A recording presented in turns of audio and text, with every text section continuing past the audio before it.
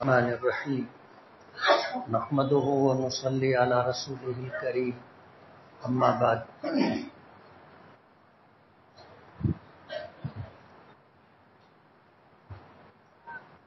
قال النبی صلی اللہ علیہ وسلم بشروا ولا تنفروا یسروا ولا تعسروا وقال علیہ الصلاۃ والسلام ان الدین یسر ولن یشاد الدین احد الا غلبہ فسددوا وقاربوا او کما قال علیہ الصلاۃ والسلام۔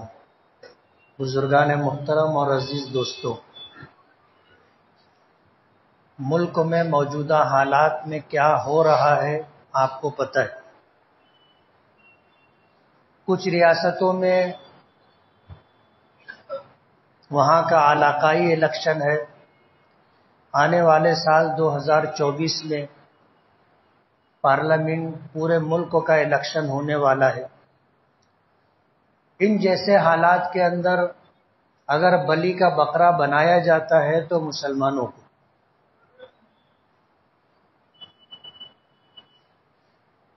اگر کسی مذہب اور دھرم کو نشانہ اور ٹارگٹ بنایا جاتا ہے تو وہ مذہب اسلام۔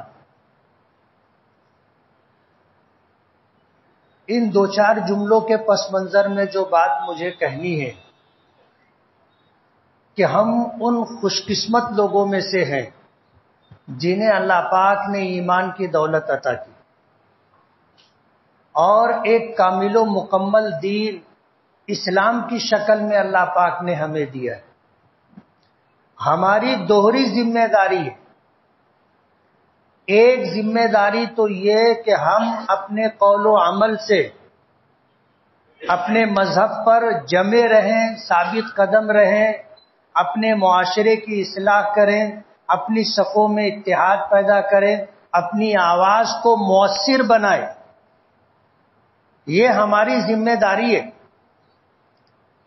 دوسری ذمہ داری یہ ہے کہ ہم دین کو اس کی اس اصلی حالت پر چھوڑ کر کے جائیں، آگے بڑھانے کی کوشش کریں کہ ہماری آنے والی نسلوں تک ہمارا دین من وعن جیسے ہم تک آیا ہے ویسے ہی ان تک بھی پہنچے۔ یہ ہماری دوہری ذمہ داری۔ سرکار دو عالم صلی اللہ علیہ وسلم کی تشریف آوری سے پہلے اللہ تعالیٰ نے ان امتوں پر ایک ذمہ داری ڈالی تھی، اور وہ یہ ذمہ داری تھی کہ جو دین تمہیں دیا گیا ہے، جو شریعت تمہیں دی گئی ہے، جو احکامات اللہ کا نبی تم تک پہنچا رہا ہے اس پر عمل کرو۔ ان کی ذمہ داری دعوت و تبلیغ کی نہیں تھی، اور جب ضرورت پڑتی تھی تو اللہ پاک کسی علاقے میں کسی قوم کی طرف، کسی قبیلے کی طرف اپنا ایک نبی بھیج دیا کرتے تھے۔ اللہ کے دین کو دوسروں تک پہنچانا یہ نبی کی ذمہ داری تھی۔ لیکن ظاہر بات ہے یہ دنیا ہمیشہ رہنے والی نہیں ہے۔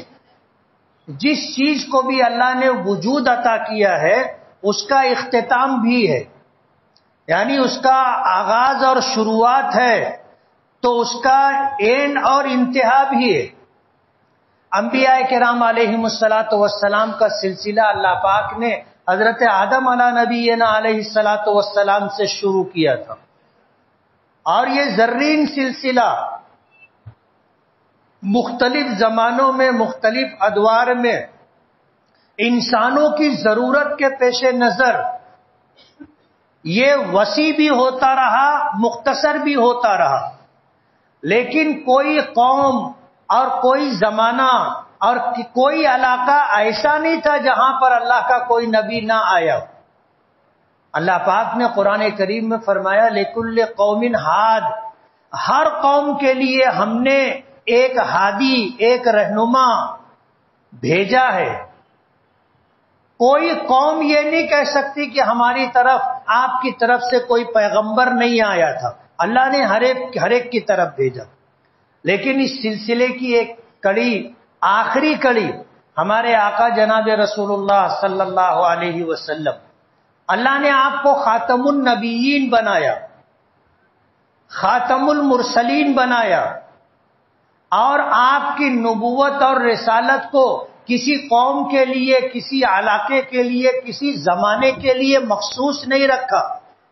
سابقہ جتنے انبیاء کرام علیہم الصلاۃ والسلام گزرے، ان تمام انبیاء کرام علیہم الصلاۃ والسلام کے مقابلے میں نبی کریم صلی اللہ علیہ وسلم کی نبوت اور رسالت عالمگیر نبوت اور رسالت ہے۔ ہر قوم کے لیے، ہر برادری کے لیے، ہر علاقے کے لیے، ہر زمانے کے لیے آپ نبی بنا کر کے بھیجے گئے۔ اللہ نے آپ کو جو دین دیا، دین اسلام، یہ ہر اعتبار سے کامل و مکمل، اور قیامت تک کے لیے اس کے لیے کوئی مخصوص زمانہ نہیں ہے کہ دین اسلام 100 سال کے لیے، قرآن کریم 100 سال کے لیے، اور کسی ایک علاقے اور کسی ایک ملک کے لیے نہیں، بلکہ قرآن کریم پورے عالم کے لیے، پوری انسانیت کے لیے اور قیامت تک کے لیے۔ یہی حال آپ کی نبوت اور رسالت کا بھی۔ آپ کی نبوت اور رسالت عالمگیر نبوت اور عالمگیر رسالت ہے۔ آپ کو جو احکامات دیے گئے ہیں وہ احکامات ایسے ہیں کہ زمانے بدلتے رہیں گے، لوگ بدلتے رہیں گے، حالات بدلتے رہیں گے، سوچ بدلتی رہے گی، لیکن یہ دین ہر جگہ فٹ رہے گا، انفٹ نہیں رہے گا۔ اللہ نے اس کے احکامات ایسے بنائے ہیں کہ یہ احکامات ہر زمانے میں ہر شخص کے لیے، کوئی نہیں کہہ سکتا کہ میں اس پہ کیسے عمل کروں۔ آج سے 100 سال پہلے جو لوگ تھے ان پر بھی یہی نماز فرض تھی، 1400 سال پہلے جو لوگ تھے ان پر بھی یہی نماز فرض تھی، اور قیامت تک جتنے لوگ آئیں گے ان کے لیے نماز کے لیے یہی عملی حکم ہوگا، کوئی تبدیلی نہیں ہوگی۔ کوئی یہ نہیں کہہ سکتا کہ 1400 سال پہلے جو لوگ تھے ان کے لیے یہ نماز کا نقشہ تھا، ان کے لیے نماز کی یہ عملی ترتیب تھی، آج ہم کیسے پڑھیں گے؟ کبھی آپ کے دل میں اس تعلق سے ایک ذرہ برابر شک شبہ نہیں آیا ہوگا کہ یہ نماز ہم کیسے پڑھیں گے؟ جو پڑھنا چاہتے ہیں ان کے لیے آسان ہے، کوئی مشکل نہیں ہے۔ 24 گھنٹے میں 5 وقت کی نمازوں کا پڑھنا پڑھے لکھے کے لیے، جاہل کے لیے، امیر کے لیے، غریب کے لیے، مقیم کے لیے، مسافر کے لیے، مرد کے لیے، عورت کے لیے، شہر میں رہنے والے کے لیے، گاؤں میں رہنے والے کے، ہر شخص کے لیے یہ قابل عمل ہے اور قیامت تک قابل عمل رہے گا۔ اللہ نے ایسا لچکدار دین دیا ہے، ایسا لچکدار دین دیا ہے کہ ہر زمانے، ہر حالات اور ہر انسان پر یہ بالکل فٹ آتا ہے۔ کہیں اور کبھی بھی ایسا محسوس نہیں ہوگا کہ اللہ پاک نے یہ حکم کیسا دے دیا۔ نماز ہو، روزہ ہو، زکوٰۃ ہو، حج ہو، اس کے علاوہ جتنے احکامات جو ہماری عملی زندگی سے تعلق رکھتے ہیں ان کا بھی یہی حال ہے۔ ایک حکم بھی آپ کو ایسا نہیں دکھے گا، ایسا نہیں لگے گا کہ یہ ناقابل عمل ہے۔ ایسا دین اللہ پاک نے ہمیں دیا ہے۔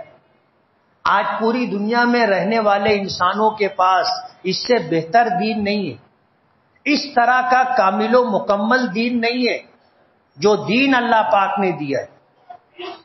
آج دنیا بھر کی طاقتیں، دنیا بھر کی طاقتیں اسلام اور مسلمانوں کو مٹانے کے در پہ، کہ کسی بھی طرح سے اسلام کو اور مسلمانوں کو صفحہ ہستی سے ختم کر دیا جائے، نیست نابود کر دیا جائے، ان کا وجود باقی نہ رہے۔ اور یہ کوشش جب جہاں ان کو موقع ملتا ہے اس کو پوری طرح آزمانے کی کوشش کرتے۔ جیسے آپ دیکھ لو آج فلسطین اور اسرائیل کا مسئلہ 35-36 دن ہو گئے، تسلسل کے ساتھ جاری ہے۔ ایک طرف دنیا کی تمام بڑی طاقتیں اور ایک طرف ایسے تھوڑے سے مسلمان جن کے سپورٹ میں، جن کی ہمدردی میں، جن کی مدد کے لیے کوئی بھی کھل کر کے آنے کے لیے تیار نہیں. لیکن آپ اطمینان رکھیے، جانیں جا سکتی ہیں، املاک تباہ و برباد ہو سکتی ہیں، لیکن اگر کوئی یہ سمجھے کہ فلسطینیوں کو صفحہ ہستی سے مٹا دیں گے تو ایسا کبھی بھی نہیں ہوگا. ایسا کبھی بھی نہیں ہوگا. اور ہماری تاریخ رہی ہے، ہم کبھی بھی اکثریت میں نہیں رہے، ہم ہمیشہ اقلیت میں رہے. ہمیشہ پوری دنیا کی تاریخ اٹھا کر کے آپ دیکھ لیں، لیکن کبھی بھی ایسا نہیں ہوا کہ کوئی طاقت کھڑی ہوئی ہو اور اس نے صفحہ ہستی سے مٹا دیا ہو. ایسا کبھی بھی نہیں ہوگا. نبی کریم صلی اللہ علیہ وسلم کی دعا ہے جو آپ نے مینا میں مانگی تھی، جو آپ نے عرفات میں مانگی تھی، جو آپ نے مزدلفہ میں مانگی تھی. ان دعاؤں میں سے ایک دعا ہے کہ کوئی ایسا شخص، کوئی ایسی طاقت میری امت پر مسلط نہ ہو جو انہیں صفحہ ہستی سے مٹا دے. حضور کی دعا ہے اور مقبول دعا ہے. حضور نے دعا کی تھی میری امت میں اتحاد اور اتفاق رہے. 3 دعا مانگی تھی. کوئی آسمانی زمینی عذاب ایسا نہ آئے جو میری امت کو صفحہ ہستی سے مٹا دے. کوئی ایسا ظالم بادشاہ، کوئی ایسی طاقت اور حکومت نہ ہو جو انہیں صفحہ ہستی سے مٹا دے. اور میری امت میں اتحاد اور اتفاق رہے. پہلی دعا اللہ نے قبول کر لی تھی. تیسری دعا آپ نے میدان مینا میں مانگی، اللہ نے قبول نہیں کی. میدان عرفات میں مانگی، اللہ نے قبول نہیں کی. میدان مزدلفہ میں مانگی تو اللہ نے ایک شرط کے ساتھ قبول کی، اور وہ شرط یہ تھی کہ اگر آپ کی امت دین پر رہے گی، شریعت پر رہے گی تو ان میں اتحاد اور اتفاق رہے گا، اور اگر ان میں دین نہیں ہوگا، شریعت نہیں ہوگی، اللہ اس کے احکام اور تابع داری پر یہ متفق نہیں ہوں گے، من مانی زندگی گزاریں گے تو ان میں اتحاد نہیں ہوگا. اور یہی اللہ تعالیٰ کے عذاب میں سے ایک عذاب ہے کہ یہ قوم آپس میں اختلاف رکھے گی اور ایک دوسرے کو نقصان پہنچاتی رہے گی. اور اگر ان میں دین آ گیا تو ان میں اتحاد ہو جائے گا. آج ہماری سب سے بڑی ضرورت اتحاد ہے. ہماری صفوں کا اتحاد، ہماری سوچ کا اتحاد، ہمارے عمل کا اتحاد، یہ سب سے بنیادی ضرورت ہے. اور یہ ہم میں کب آئے گا؟ جب ہم میں اور ہماری زندگی میں اللہ کا دین آئے گا. یہ مشروط ہے. اگر دین رہے گا تو اتحاد رہے گا، دین نہیں رہے گا تو اتحاد نہیں رہے گا. اللہ پاک نے یہ دعا بھی قبول کی، لیکن اس شرط کے ساتھ. آج کے زمانے میں اسی چیز کی سب سے بڑی ضرورت ہے. یہ آواز تو آپ سنو گے کہ ہماری صفوں میں اتحاد ہونا چاہیے، ہماری سوچ اور فکر میں اتحاد ہونا چاہیے، ہمارے قول و عمل میں اتحاد ہونا چاہیے، لیکن صرف کہنے سے اتحاد اور اتفاق نہیں آئے گا. اتحاد اور اتفاق کے لیے آپ کو اللہ کے دین پر آنا ہوگا. غیروں کو اس بات کا پتہ ہے، اس لیے وہ ہمارا دین ہی ختم کرنا چاہتے.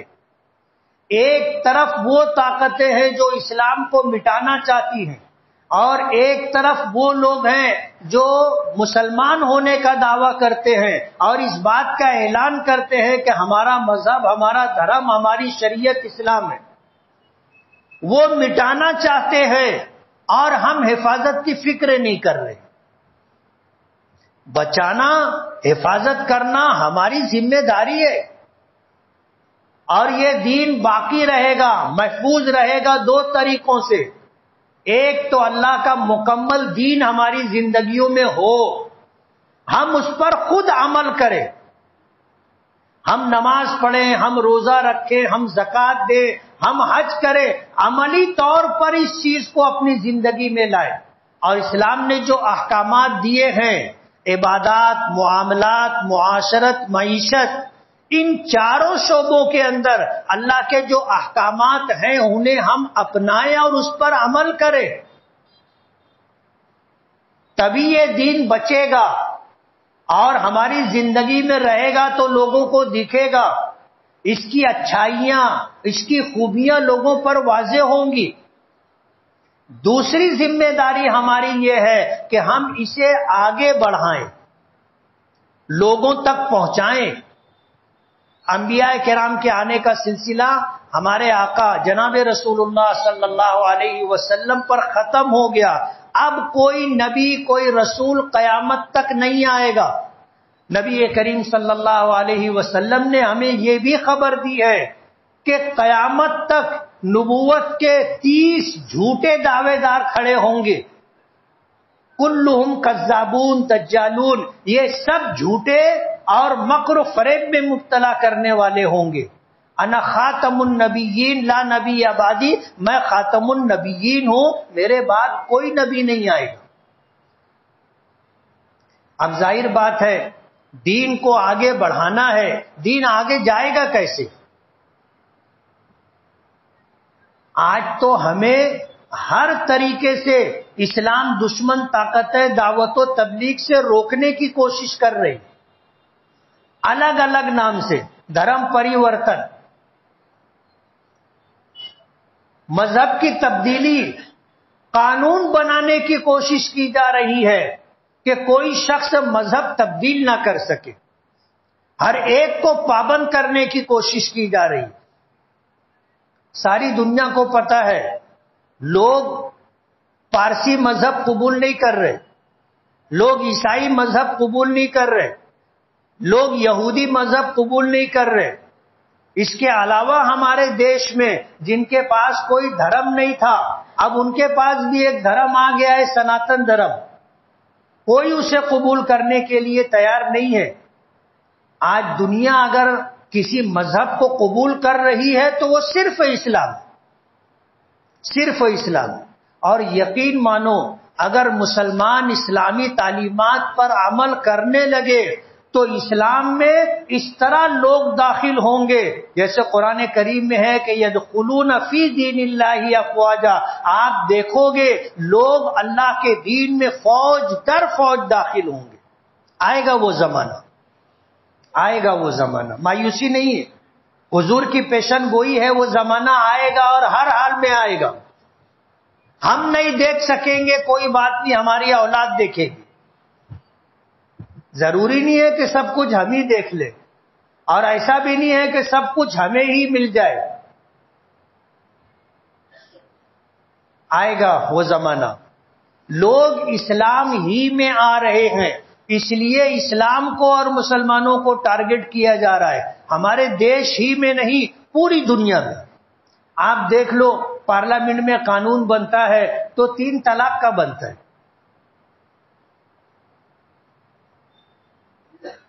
سوال یہ ہے کہ کیا ہندوستان میں صرف یہی ایک دین ہے اور اسی دین کے ماننے والے لوگ ہیں اور اسی پر عمل کرنے سے اچھا یا برا تمہیں لگتا ہے؟ اور بھی تو بہت سارے مذاہب ہیں نا. آپ کو اس کے بارے میں کبھی کیوں فکر نہیں ہوتی؟ انہیں ڈر ہے کہ یہ دین زندہ دین ہے،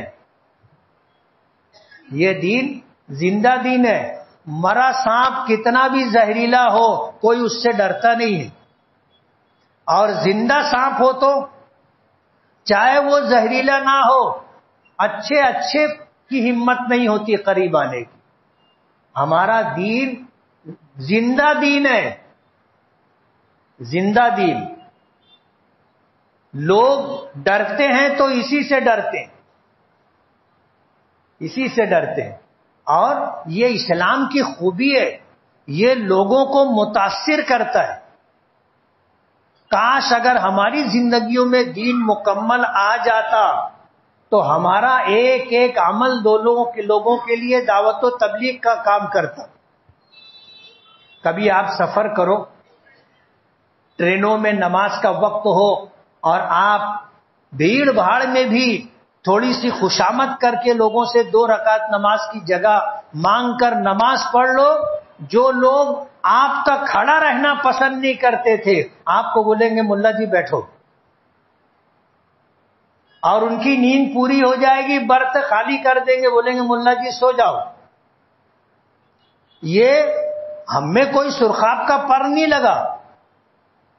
اگر وہ متاثر ہوئے تھے تو نماز سے متاثر ہوئے تھے, ہمارے عمل سے متاثر ہوئے تھے, ہماری شکل و صورت سے نہیں, ہماری داڑھی ٹوپی اور کرتا پائجامے سے نہیں. آج تو یہ چیزیں ان کے لیے نفرت کا سبب بن گئی. اور آج اس بات کی کوشش کی جا رہی ہے کہ آپ ٹرین میں نماز نہ پڑھو, ریلوے اسٹیشنوں پہ نماز مت پڑھو, ہوائی اڈوں پر نماز مت پڑھو, فلائٹ میں نماز مت پڑھو. ہر طرح سے روکنے کی کوشش کی جا رہی ہے. ان کو پتا ہے کہ وہ ان کی مذہبی رسومات ادا کریں گے, دوسرے لوگ سوچنے لگیں گے کہ یہ کون سا کام کر رہے ہیں. یعنی ان کی عبادتوں کا طور طریقہ آدمی کو متاثر نہیں کرتا, بلکہ ان کے طور طریقوں کو لوگ حیرت سے دیکھتے ہیں کہ یہ کیسا, یعنی عقل اس کو قبول نہیں کرتی, دل قبول نہیں کرتا. لیکن ہماری شریعت کا ایک ایک عمل ایسا ہے کہ اس سے لوگ متاثر ہو جاتے, لوگوں پر وہ عمل اثر انداز ہوتا ہے اور لوگ قریب آنے لگتے ہیں, مانوس ہونے لگتے ہیں. تو پوری دنیا میں اگر کوئی مذہب ہے جس کو لوگ دل سے قبول کرتے ہیں تو وہ اسلام. اسی لیے ہمارے دیش میں پابندی قانون بنانے کی کوشش کی جا رہی ہے, دھرم پریورتن, کہ لوگ مذہب تبدیل نہ کریں.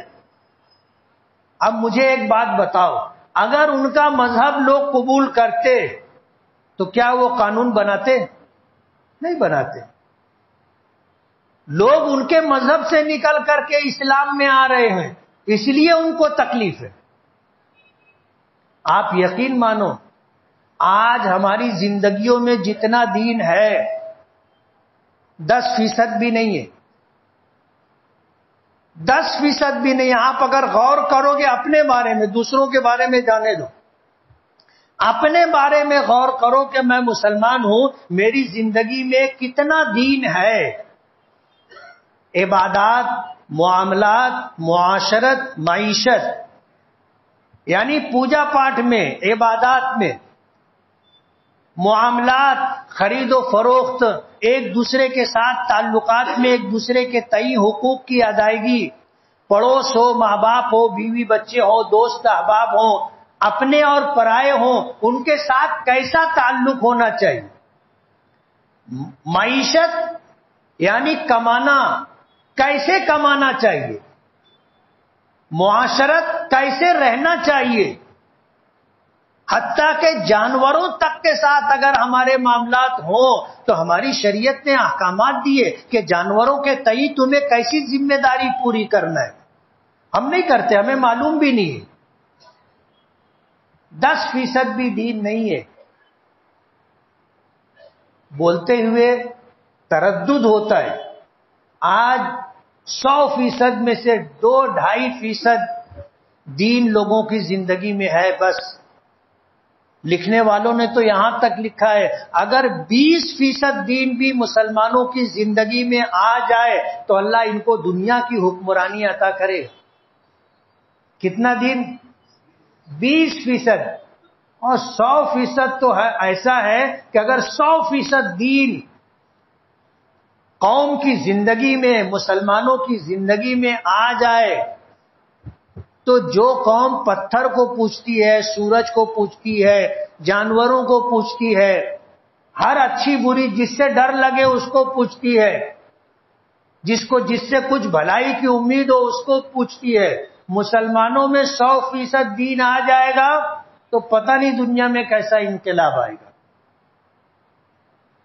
20% دین اگر آ جائے لوگوں کی زندگی میں, اللہ حکمرانی عطا کرے گا. آج ضرورت اسی بات کی ہے کہ ہماری زندگیوں میں دین کیسے آئے اور یہ دین آگے کیسے پہنچے, اس بات کی فکر کر رہے ہیں۔ اللہ جزائے خیر دے ہندوستان میں ان اکابرین علماء کرام کو جنہوں نے دین کو باقی رکھنے کے لیے جب ملک آزاد ہوا انگریزوں کو بوریا بستر گول کرنا پڑا تو پورے ملک میں گھوم پھر کر کے مسلمانوں میں دین رہے اس کے لیے مکتب قائم کرنے کا ماحول بنایا، اور پورا دین سمجھنے والے اور پورا دین سمجھانے والے ہمارے درمیان رہے اس کے لیے بڑے بڑے مدرسوں کا قیام عمل میں لایا۔ آپ ہندوستان سے کم باہر گئے ہوں گے، جو لوگ جاتے آتے ہیں ان لوگوں کو اس بات کا احساس ہے کہ اللہ ہمارے ان علماء کی قبروں پر کروڑوں رحمتیں نازل فرمائے جنہوں نے اس دین میں اس ملک میں اس دیش میں مسلمانوں میں اللہ کا دین رہے، آنے والی نسلوں میں اللہ کا دین پہنچے اور اسی طرح پہنچے جیسا ہم تک آیا ہے بغیر کسی تبدیلی کے۔ ان علماء کی یہ کوشش تھی، مکاتب دینیہ کا قیام، مدارس دینیہ کا قیام، یہ ذمہ داری تھی اور انہوں نے اس کے لیے جد و جہد اور کوشش کی۔ ہمارا شہر بھی الحمدللہ نمایاں ہے اس مقام، نمایاں ہے پورے مہاراشٹر میں، پورے ملک میں، کہ یہاں پر آج سے 100 سال سے پہلے سے اس بات کی کوشش ہوتی رہی کہ اللہ کا دین لوگوں کی زندگیوں میں رہے اور اللہ کا دین مکمل طریقے پر سمجھنے والے سمجھانے والے لوگ رہے، اس لیے مدرسے قائم کیے۔ ایک زمانہ تھا لڑکیوں کے مدرسے میں دنیا کے 40 ملکوں کی لڑکیاں پڑھنے آتی تھیں۔ سب سے پہلے قائم ہونے والا ادارہ بیت العلوم، جس کے قیام پر 100 سال سے زیادہ عرصہ گزر چکا۔ اس کے بعد پھر مدرسہ اسلامیہ ہے، معہد ملت ہے، دارالعلوم محمدیہ ہے، اور بھی بہت سارے چھوٹے بڑے ادارے اور مکاتب قائم ہیں، اور الحمدللہ ہمارے یہاں مسلمانوں میں کچھ نہ کچھ دین کی شدھ بدھ ہے۔ آپ باہر جاؤ گے اچھے پڑھے لکھے لوگوں کو دین کی بنیادی تعلیمات کا بھی علم نہیں ہوتا، حالانکہ وہ پڑھے لکھے لوگ ہیں۔ یہ دوہری ذمہ داری ہم لوگوں پر ہے، ہمیں اپنا دین اپنی زندگی میں لانا ہے، پہلا کام۔ دوسرا کام، ہمارا یہ دین ہماری نسلوں تک بھی پہنچے، آنے والے لوگوں تک بھی پہنچے، اس کی بھی ہمیں فکر کرنی۔ مدارس اسلامیہ مکمل قرآن کریم، نبی کریم صلی اللہ علیہ وسلم کی حدیثیں سمجھنے والے سمجھانے والے افراد تیار کرتے، علماء تیار کرتے ہیں کہ جو دین کو اس کی اصلی حالت پر رکھ کر کے اسے آگے تک پہنچانے کی کوشش کرے۔ اللہ جزائے خیر دے ہمارے مسجد کے ذمہ داران کو، دیر سے صحیح لیکن کئی سالوں سے اس بات کی کوشش ہو رہی ہے کہ ہمارے شہر میں جو مدارس ہیں وہ مضبوط اور مستحکم، ان کو مالی اعتبار سے کمزور کرنے کے لیے دیش میں برسر اقتدار طاقتیں مسلسل کوشش کر رہی ہیں کہ ان کے پاس سرمایہ نہ آئے۔ بغیر پیسے کے کوئی کام نہیں ہوتا، سرمایہ ریڑھ کی ہڈی کی حیثیت رکھتا ہے۔ اسی لیے ان تمام سوتوں کو اور ان تمام ذرائع کو بند کرنے کی کوشش کی جا رہی ہے جس سے مدارس میں جان آتی۔ آج مسجد کے ذمہ داران کی طرف سے جو فیصلہ لیا گیا تھا، اسی فیصلے کے تحت مدرسہ اسلامیہ بڑا قبرستان، جس کو حضرت مولانا جمال الدین لبیب انوری رحمت اللہ علیہ نے قائم کیا تھا، جو جامعہ ڈابھیل سے فارغ تھے اور حضرت علامہ انور شاہ کشمیری رحمت اللہ علیہ کے شاگرد تھے، انہوں نے آ کر کے مدرسہ اسلامیہ کی بنیاد ڈالی تھی۔ سینکڑوں علماء اور حفاظ نکل کر کے مالیگاؤں اور مالیگاؤں سے باہر دور دراز علاقوں تک دین کا کام کر رہے۔ ہمیں اس کا احساس نہیں ہے، احساس اور پتہ نہیں ہے، لیکن آپ اگر اپنے شہر سے نکلو گے، دیہاتوں میں جاؤ گے اور دیکھو گے ایک ایک آدمی انہی مدرسوں کا پڑھا ہوا، قسم پرسی کی حالت میں گاؤں کے لوگ ان کو پوری تنخواہ بھی نہیں دے پاتے، وہ اپنے بیوی بچوں کے ساتھ اپنی تمام ضرورتوں اور تقاضوں کا گلا گھونٹ کر کے وہاں رہتا ہے، اور مسلمانوں کے بچوں کو دین کی بنیادی تعلیم، قرآن کریم ناظرہ اور حفظ، اور پھر مکتب کی زندگی کے موٹے موٹے دینی مسائل بتاتا ہے۔ بڑی قسم پرسی کے ساتھ میں وہاں رہ کر کے یہ کام کر رہا ہے۔ جا کر کے جب ہم لوگ دیکھتے ہیں تو حیران رہ جاتے ہیں، ہمیں تو اللہ نے کتنی اچھی حالت میں رکھا ہے، جیسا چاہتے ہیں کھاتے ہیں، جیسا چاہتے ہیں پہنتے ہیں، جو چاہتے ہیں ہمارا چاہت پوری ہو جاتی ہے۔ اور ایک یہ لوگ ہیں کہ جو سالوں سال اس حالت میں گزار دیتے ہیں کہ اپنی مرضی کا کھانا بھی نہیں کھا پاتے، اپنی مرضی کا، اپنی چاہت کا کپڑا بھی نہیں پہن پاتے، لیکن مسلمانوں کے بچوں کو دین کی تعلیم ملے اس کے لیے سب کچھ قربان کر کے وہاں رہتے۔ مدرسہ اسلامیہ کے ذمہ داران آئے اور وہ ان کے دروازوں پر آپ کے تعاون کے منتظر ہوں گے، آپ اچھا تعاون کریں گے نا۔ اسی کے ساتھ جمعیت علماء نے دینی تعلیمی بورڈ قائم کیا تھا۔ کب قائم کیا تھا؟ جب آزادی کے بعد اس ملک میں ہر مسلمان بچہ دینی تعلیم سے، دین کی بنیادی تعلیم سے آراستہ ہو، پیراستہ ہو، تو حضرت شیخ الاسلام حضرت مولانا حسین احمد بدنی رحمت اللہ علیہ اور حضرت مولانا حفظ الرحمان سیغاروی رحمت اللہ علیہ، انہوں نے، مولانا محمد میاں اور دیگر علماء نے پورے ہمارے مہاراشٹر کا دورہ کیا تھا اور جگہ جگہ مکتب قائم کرنے کی کوشش کی تھی۔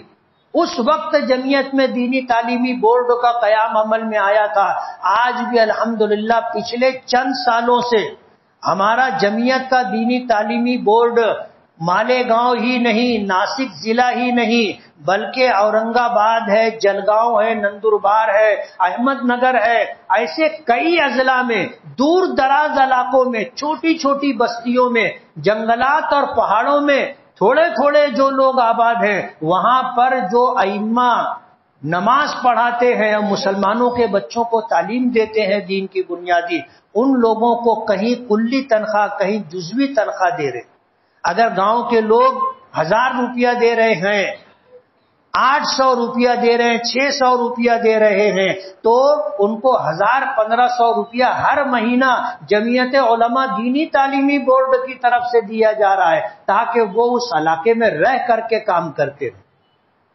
ہم بہت لوگوں کا تعاون کرتے ہیں، اور یہ آج ذہن میں بات آ گئی تو میں آپ کے سامنے رکھ رہا ہوں کہ مالیگاؤں جمعیت علماء کا دینی تعلیمی بورڈ تقریباً 400 مقامات پر مساجد کے ائمہ اور مکتب میں پڑھانے والے اساتذہ کو جزوی تنخواہ دے رہا ہے۔ کئی لاکھ روپیہ مہینے کا صرفہ ہے، اور الحمدللہ بغیر کسی اعلان کے لوگ تعاون کر رہے ہیں اور یہ کام آگے بڑھ رہا ہے۔ اس لیے جمعیت علماء دینی تعلیمی بورڈ کا بھی آپ حضرات تعاون کریں۔ ان کے سفیر آپ کے پاس نہیں آئیں گے، آپ جمعیت دفتر میں جائیے، دینی تعلیمی بورڈ کے نام سے آپ اپنا تعاون دیجئے، کوشش کیجئے کہ ایک یا چند مقامات تک آپ کا تعاون پہنچے، اور وہاں پر جو لوگ پڑھا رہے ہیں، امامت کر رہے ہیں، وہ وہاں جم کر کے یکسوئی کے ساتھ رہے۔ اگر دین ہوگا ہمارے پاس تو سب کچھ ہمارے پاس رہے گا، اور اگر دین ہی نہیں رہے گا تو ہمارے پاس کچھ نہیں رہے گا۔ اللہ تعالی ہمیں عمل کی توفیق عطا فرمائے۔ وآخر دعوانا ان الحمدللہ رب العالمین۔